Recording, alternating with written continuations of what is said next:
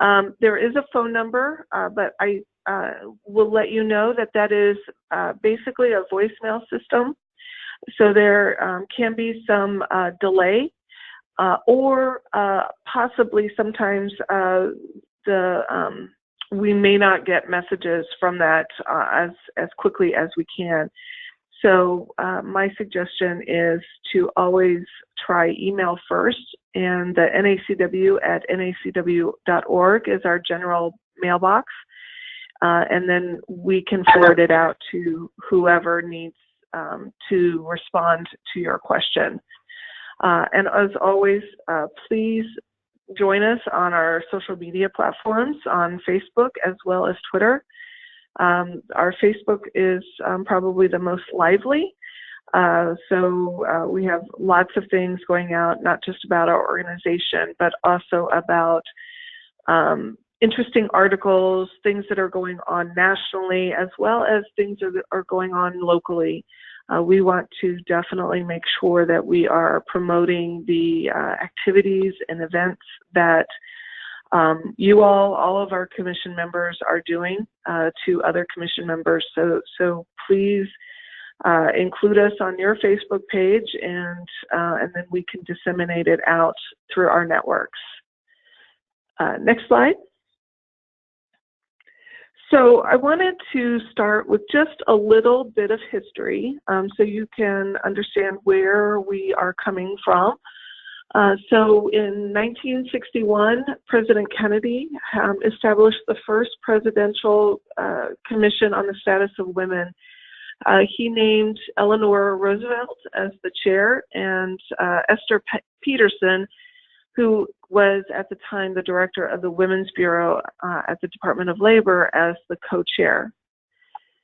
In 1963, on the next slide, the commission, when President Kennedy put together the commission, he actually did this radio interview with Eleanor Roosevelt, and if you're interested, you can go out and you can find it. But one of the quotes in that interview is, we want to make sure that the available talent which we have in trained women is being used effectively. This is a matter of great national concern. And that was his rally cry around the Presidential Commission. And so the commission worked for 2 years and did a report. The next slide. So in 1963, they issued a report called American Women, and it was a report that documented discrimination against women in virtually every area of American life. The interesting thing, if you have a chance to read it or have already read it, is there's this struggle between women as homemakers and women as employees and getting out into the workforce. So there's this struggle going on in the report, but they definitely documented discrimination at every level. And so one of the recommendations of the report was to have every state in the union form a state-level commission to research the conditions and make recommendations at the state level.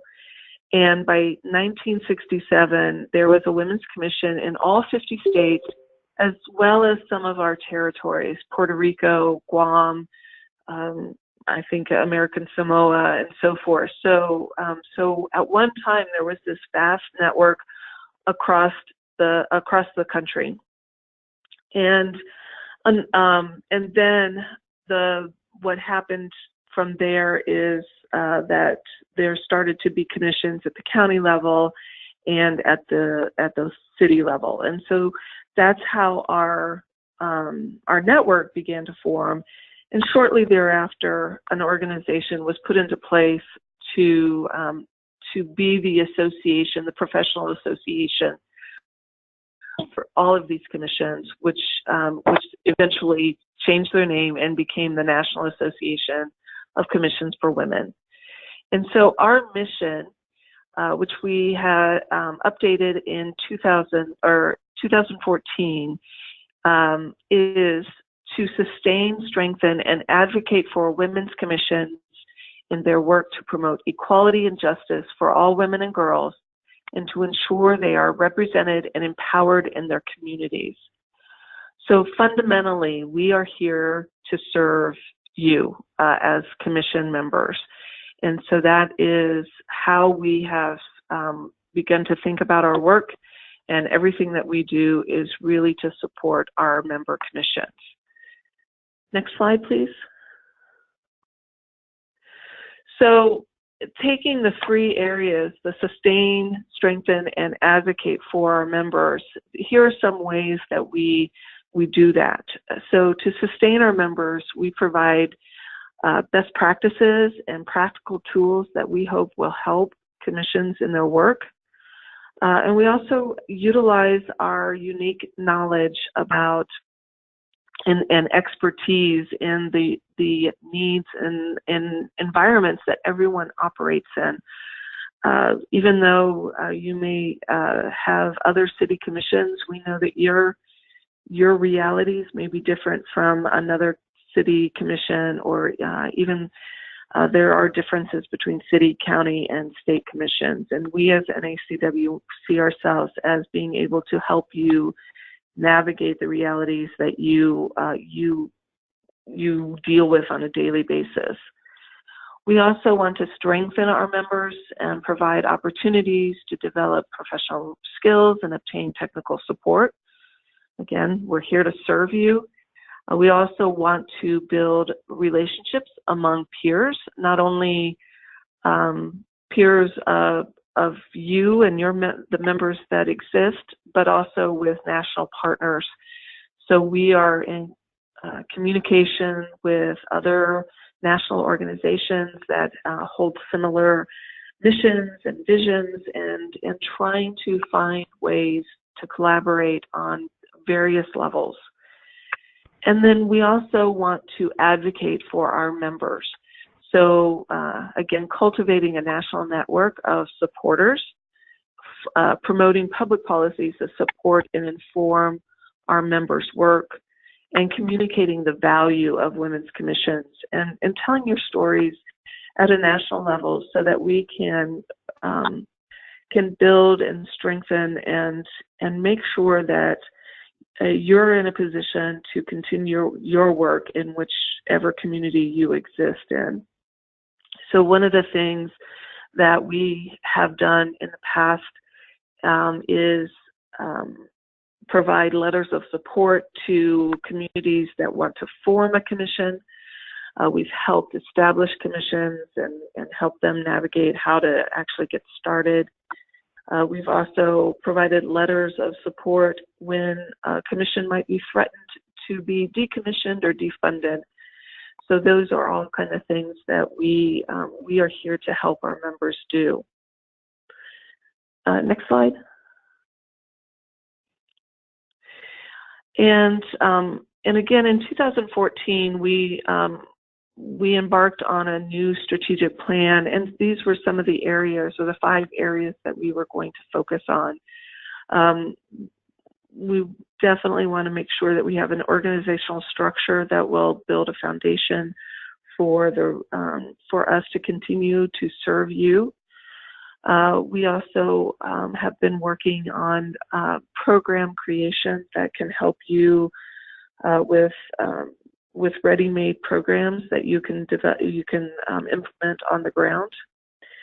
We're working to revitalize our membership and transform our image and develop the resources that we need to continue and to be here for you in years to come. So those are the 5 strategic goals that we have as a national organization.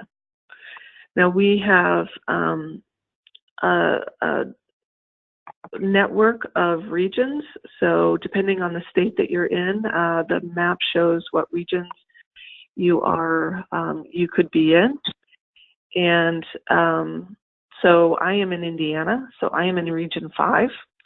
and so you can see what region, and sometimes those regions have state level associations, like California has a California Association of Commissions for Women. So it's just another organization that can help you survive, as well as other places there are regional type associations that can help. So we are structured. We have voting members, which are our commissions. So if your commission is a member, then everybody who is associated with that member or everyone who's associated with that commission is a member of NACW. So all of your commission board members, all of your staff are members of NACW by virtue of the commission being a member. Each member commission gets one vote at our national meeting, which again will be in a few days actually. So if you are attending the conference on July 22nd, we will be having a business meeting, and we hope that every commission is represented and has a vote in what we do as an association and what we do as a board of directors. And then the members also pay on a sliding scale, so it's based on your budget. And when I say that, it is the commission budget. Some people ask whether it's the government unit budget, but no, it is the commission's budget, and that's what the due structure is based on. Next slide. So last year at our conference, we also voted to include allied members. And we recognized a few things. We recognized that commissions, there are some commissions that have structured themselves as 501c3s instead of being part of an organization or a part of a government. We also recognize that there are university-based commissions or offices for women, as well as a whole plethora of organizations that are in place to support us, or our members, like Friends of groups, as well as organizations that have similar visions and missions. And so we wanted to create a space for them in our organization. So we voted to include the allied members. Their membership is approved by the board of directors and is basically the same pay scale. So depending on the budget of that organization will determine what their membership dues are. Next slide. And finally, another layer of our members is we have associate members, and these are this particular membership group is open to anybody who would support NACW as an organization. So these could be past board members. These also we encourage but don't require everyone that is associated with commissions to become an associate member, so that we can expand the circle of friends that we have, and so that membership for an individual is $50, and so we again encourage everyone who's associated with your commissions to become an associate member. Next slide. The organization is run throughout the year by a board of directors. We have 18 voting members, and so there are 4 officers: a president, vice president, which Jill Ashton is our vice president, a secretary, and a treasurer, and they serve for a 2-year term. And then we have an at-large director, that's 14, and they are elected on a 2-year term. And so we have 7 that are elected 1 year and 7 that are elected the following year. The one restriction that we have is that we can have no more than 3 board members that are from a state. And then depending on how it happens, the conference host director has an opportunity to be appointed to the board for a 1-year term during the year that they're planning the conference.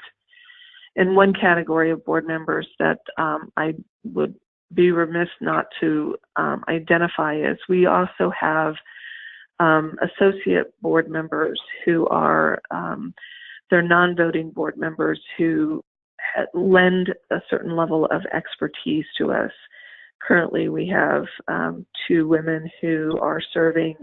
One is our legal counsel, and because she's not necessarily associated with a commission board, then so she's not necessarily eligible to be on the board as a regular board of director, but she can definitely serve an associate and be our advisor on a lot of legal issues, as well as the member who is an associate director who has been on the board for many years and just is a wealth of wisdom and historical knowledge for us as we do our work. Next slide. So in 2014, when we adopted our conference or our strategic plan, we transitioned from a committee structure to a team structure. And so we have 6 teams that work. There's the governance, the finance, resource development, communications, member services, and conference teams. And so our board members work in whatever team that they are most interested in. And we also encourage non-board members who want to serve our agency or our organization to volunteer and be part of those teams.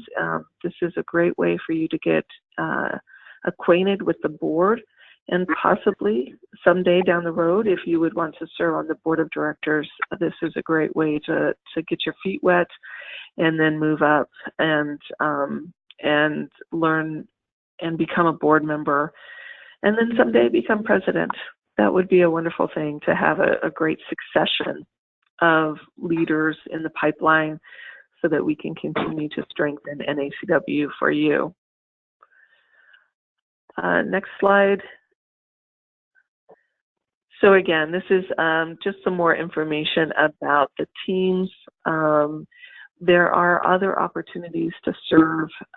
Occasionally we have a need for ad hoc task force who look at a particular issue or project. One in particular that we've had since 2 years ago is what I call Project 2020, and it's an ad hoc task force that is looking at what will we be doing in 2020 for the commemoration of the 100th year anniversary of women's right to vote.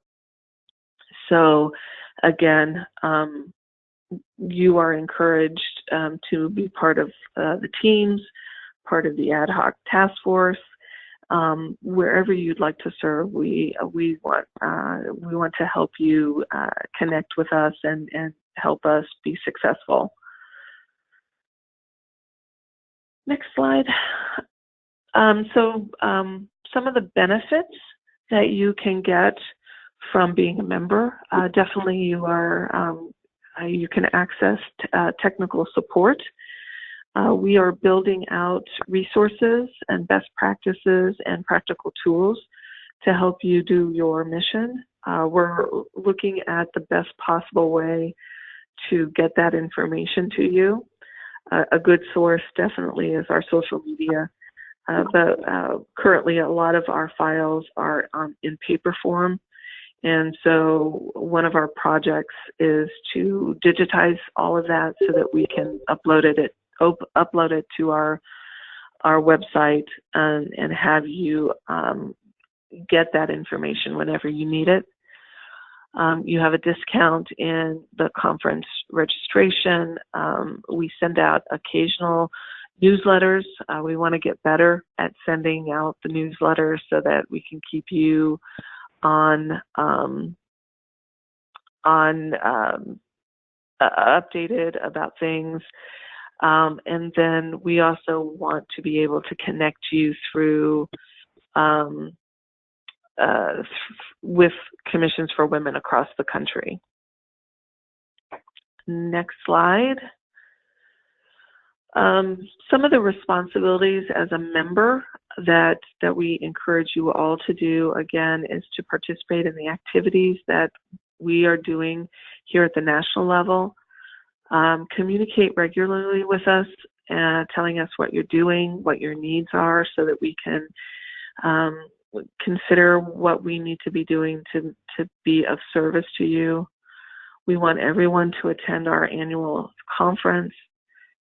There are webinars that we do throughout the year.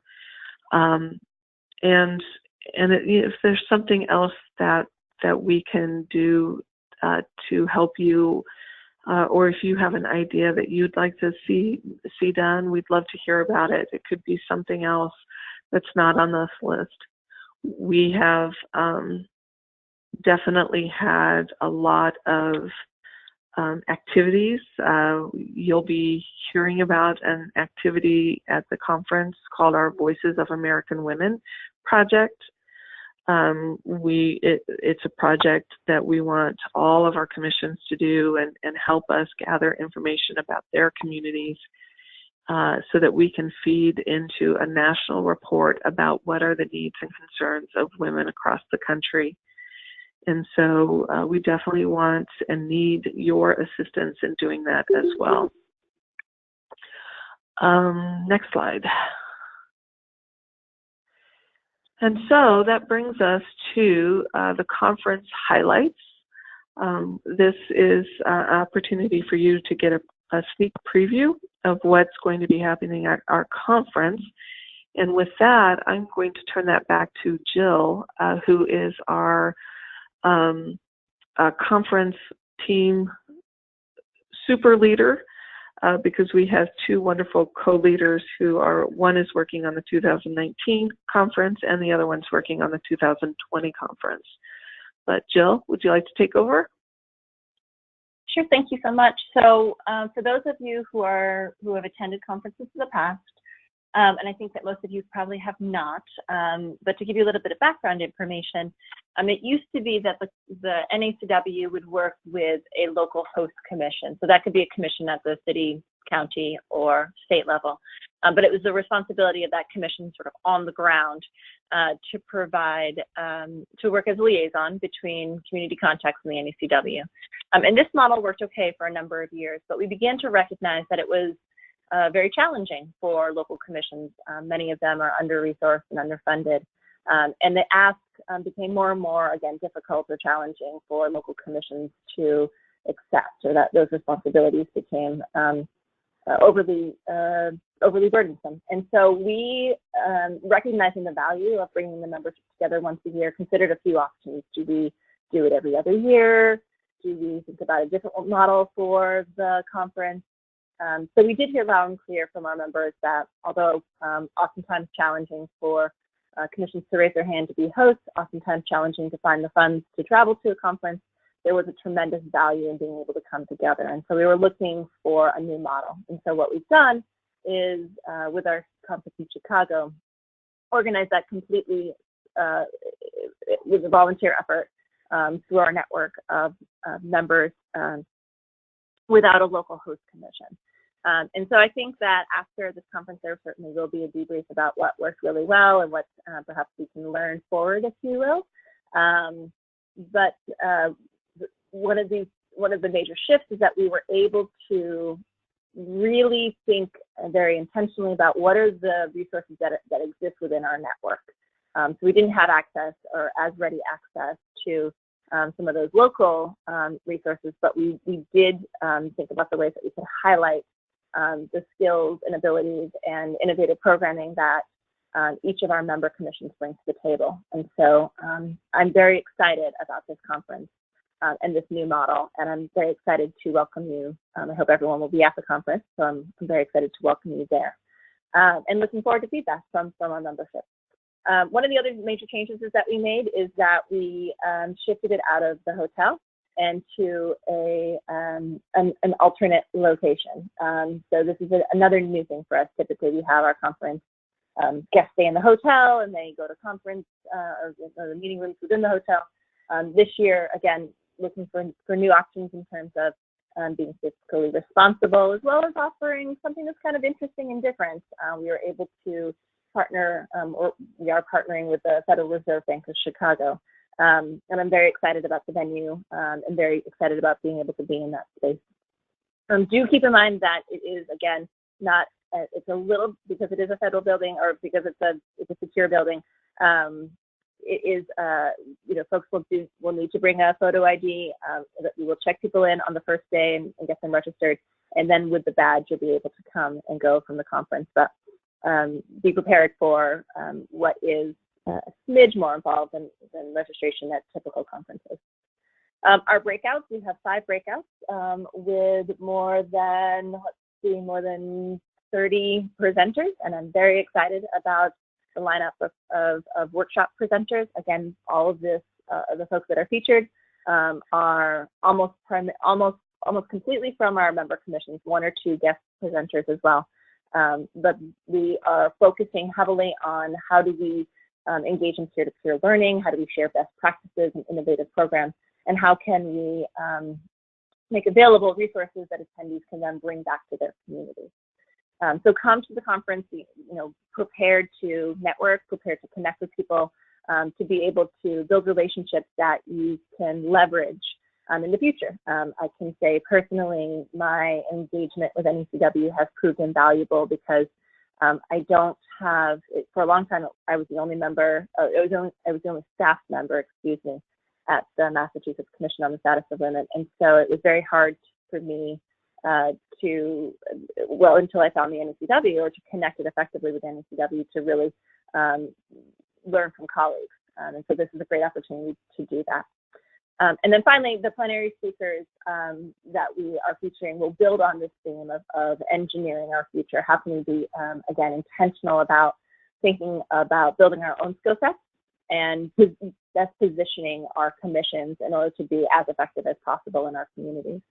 So I am, again, very excited about the program and more excited to meet each and one of you and to help introduce you to folks within the network who have been members of our association for years that can be a resource and a colleague to you. Kristen, I'll turn it back to you now.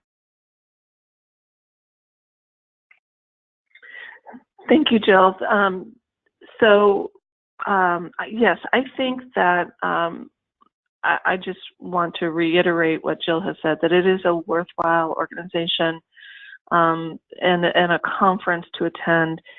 You will make contacts. And one of the things, Jill, you might want to touch on a little more extensively is the commission exchange, which is probably the highlight of the conference. Every year we get kudos for this, and this is something that really is what commissions come to the conference for. Sure, I'm happy to talk about that. So as Kristen said, yes, indeed, most folks feel that this is the most valuable portion of our conference, and we have definitely tried different models over the years to make it, really, again, to mine the richness of that particular exchange. Given the fact that we've had such positive feedback about that particular component, we've moved it to the beginning of the agenda. So the conference is 3 days. The first day, this is important to be aware of. So the first day, we have put all of the responsibilities of the business of the organization. So in the afternoon on day 1, it will be the business meeting. And I know it's going to be kind of tricky for folks to start what will be an exciting conference with kind of dry, responsible work. But bear with us, because by doing that, we're able to then have some jam-packed workshop and plenary sessions in the next 2 days. So if you are a delegate for your organization, we hope that you are making plans to be with us at the business conference. If you are not a delegate and you have limited time, that you can commit to the work, to the conference, then you might want to consider, again, focusing your energies on day 2 and 3. So on the first full day of programming, or on day 2, if you will, we are very, very excited to kick off the conference with a commission exchange, and an extended commission exchange. It used to be that we would have an hour or maybe an hour and a half. We've devoted 3 hours for this exchange. And I know you're thinking, like, golly, it's a long time to fit in place. We're going to factor in some breaks. I've actually did a dry run with, there are 11 regional commissions in Massachusetts and then 12 municipal commissions. So we had drawn them together and did, again, a very well facilitated exchange where we were able to hear from everybody. We were able to get feedback about what was the themes that people were really interested in. And then we did another round where we were able to focus in on those themes and, again, share information. So this is the including it at the beginning is something that we wanted to do so that people could see, okay, that person is from the Florida Commission, or that person's from the Montgomery County Commission. I want to connect with them later on. So you're able to put a face to a name, and you kind of get a sense for the work that they're doing, and you can be, again, intentional about reaching out to them and introducing yourself and making a point of learning from them, and potentially sharing information about the work that you're doing that might be helpful to others in the network. Okay. One thing that I want to mention for that first day, yes, there is the business meeting, but in the evening we do have a opening reception for everyone, and we hope that you will all join us there. It will be at the hotel, so it'll be easy to come to, and it will be hosted by a sister organization.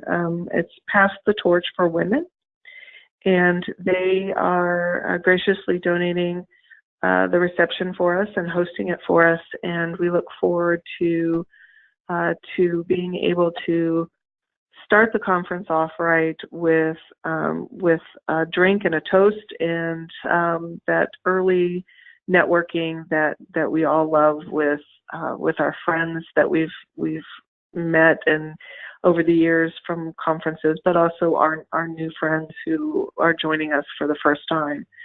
So please be there for the reception at 6 o'clock at the hotel, regardless of if you're a delegate for the business meeting or not.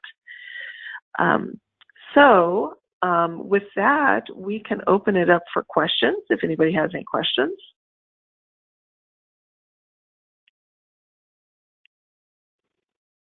And remember, if you have questions, to take yourself off of mute so that we can hear you. Hi, Kristen. This is Patricia with the Kauai Committee on the Status of Women. Hi. I just wanted to check in basically for the business meeting day. I know I'm going to be the delegate for our Kauai Committee. And so the board meeting that's in the morning, I would mainly have to be present for the afternoon session, or is it okay if I wanted to listen in for the board meeting? Could we do that as well? Yes, I mean the business meeting is the first official for everyone that comes to the conference, but you are more than welcome to come to the board meeting and observe the meeting in the morning, or you don't have to stay for the whole thing. You can come for whatever you want to. So yeah, okay. You'd be more than welcome. Are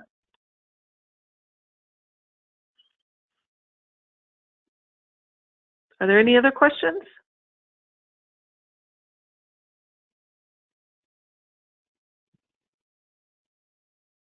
Sorry, just have one more.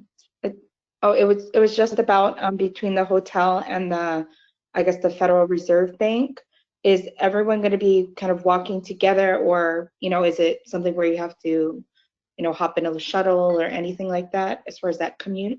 I mean, it looks pretty close together, but just wanted to double check. I think it's about a block away. It is a Chicago block, but it is very, very close, kind of right around the corner. We will be sending out some information about how we do registration because it is at the Federal Reserve. it will be a little bit different. We won't have the opportunity to register whenever you want to. There will be specific times because you have to go through an extra layer of check-in with there is security that we have to pass through. So there will be a registration in the morning and then in the afternoon for everyone. Okay, thank you again. So, yeah, so everybody will be probably walking over at the same time. And this is Jill speaking. I would strongly encourage people to take a peek at the agenda on the NACW website. We are making some last-minute changes to it, some slight adjustments and additions, but for the most part, it should be well set. Just to familiarize yourself with the opportunities. Again, keep an eye on email. We will be sending out a number of reminders and bits and pieces of information. But again, it's a good thing to come into the conference with an understanding of how the programming will unfold. And of course, if you have questions, let us know so that we can either answer them for you or recognize that they might be a question that other people had, and perhaps we should send out some information to the attendees. Kristen, there is a question that someone typed into the chat. I'll read it to you. Hi, there was a mention of task forces. Can we have a list of the task forces and how to join? Yes, hopefully I can remember them all. The first task force I mentioned, which was the Project 2020, and that will still be in effect as we roll into next year and everything that needs to go along with that. I am sure that there will be other task force that will come out in relation to the 2020, because next year, not only do we have the 100th anniversary, but it will be also our 50th anniversary of convening. So NACW will be celebrating a milestone. So we definitely will probably have some task force around what we'll be doing in 2020. There is also an advocacy task force that we are we want to convene. It's been convened over the periodically, but one of the things that we are looking at with regards to advocacy is balancing what we all know as the realities of our own environments and how we address certain policy issues that may affect our commission members differently. There are commissions that have free reign to do legislative policy, and there are some commissions that don't. And so that task force will be trying to answer what is the best way forward in what we do in the areas of advocacy. And Jill, there's a third one that's currently in place, and I can't remember what that one is. Do you? Not the legislative task force. Are we counting the 2020 task force? No, I talked about the 2020. Forgive me. I mean, I think this is a wonderful opportunity for us to maybe follow up with not just information to these folks here, but to our wider network with that list and with ways to engage. So that would be a great opportunity for us, right? That would be a great idea. And also, I want to say one more thing, that during the business meeting, there will be an opportunity for our members to talk to us. As the board, we serve our members, and so we want to hear what ideas you have. So during the business meeting, there will be an opportunity for you to provide us with ideas of what we should be doing in the year to come. One more question for you, Kristen. Also, do you have an inventory of commissions in every state? In other words, how many are in each state? And I would be interested to know this. Want me to answer that, Kristen? Yeah, you probably have a better idea. So one of those things, in addition to the honor and privilege of helping to organize the conference, For the most part, during my tenure with the NACW, I have worked with the membership team in various capacities. And so this is something that is deeply of interest to us, to do a survey of commissions, again, at all various levels of government. It is a challenge because oftentimes it's either buried within the depths of a state or a county website or not listed at all, which is unfortunate. Also, as Kristen mentioned, there are entities that are working like commissions that either are nonprofits or they at one time were associated with a governmental body and then were decommissioned or defunded, and they reinvigorated themselves in a different form. So we're mindful of those organizations as well. We have been active in, again, trying to identify these commissions or these commission-like entities across the country by trying to keep up to date with the commissions that we knew existed at one time. We've been pleased to see new commissions be established or be reestablished, which is an exciting trend. But there's lots of work to do in that outreach and that tracking. One of the things that we have engaged in is working with partners like the Council of the Association of Governors or the Association of State Legislators. I have a partner, a fantastic partner that I work with here in Massachusetts that is the executive director of the Caucus of Women Legislators. So she's put me in touch with her counterparts in other states. So this work is active, but if it's something that interests you, we would love to have you do it in partnership with us. We're always looking for more folks that want to be part of the membership team and help us with this outreach. It's really satisfying because, again, oftentimes when folks come to know of us and to know of our association, kind of opens up a world of opportunities for them. They're pleased to know that we exist, and they're pleased to know that we are eager to help them connect with resources. So always welcoming new members to our membership team. Any other questions? Oh, hold on, I think I might have another question here. Let's see. Yep.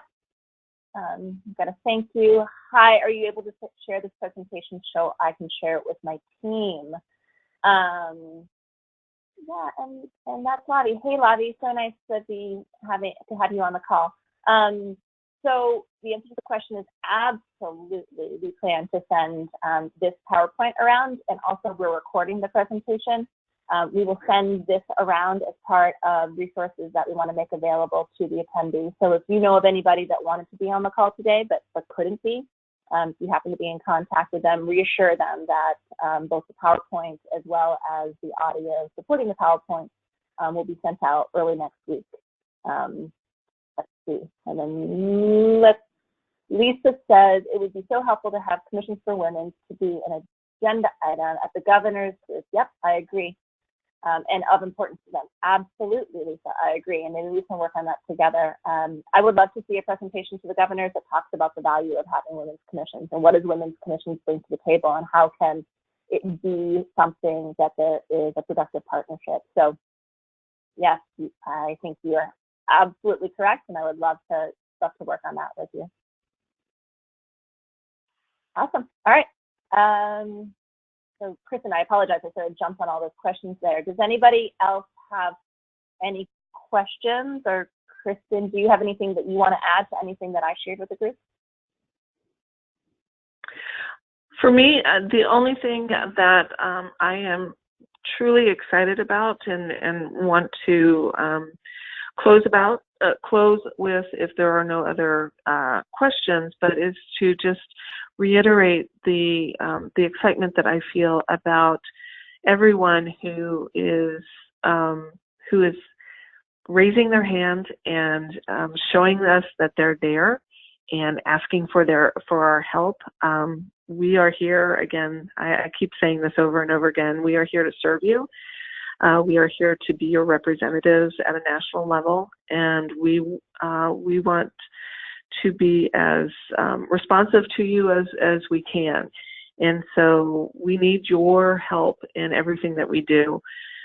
So like Lisa mentioned with the governor's group, any connections that you have that we can continue to build our relationships on a national level, we would love to have your help in what we're doing, because it's going to take all of us to push our our own agendas forward.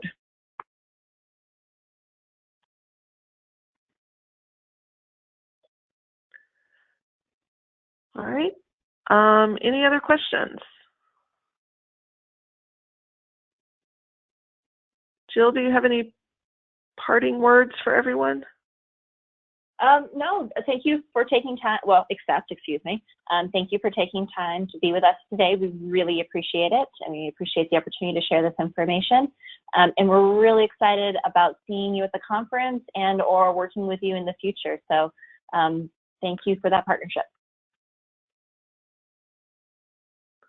All right, so we're going to go ahead and off.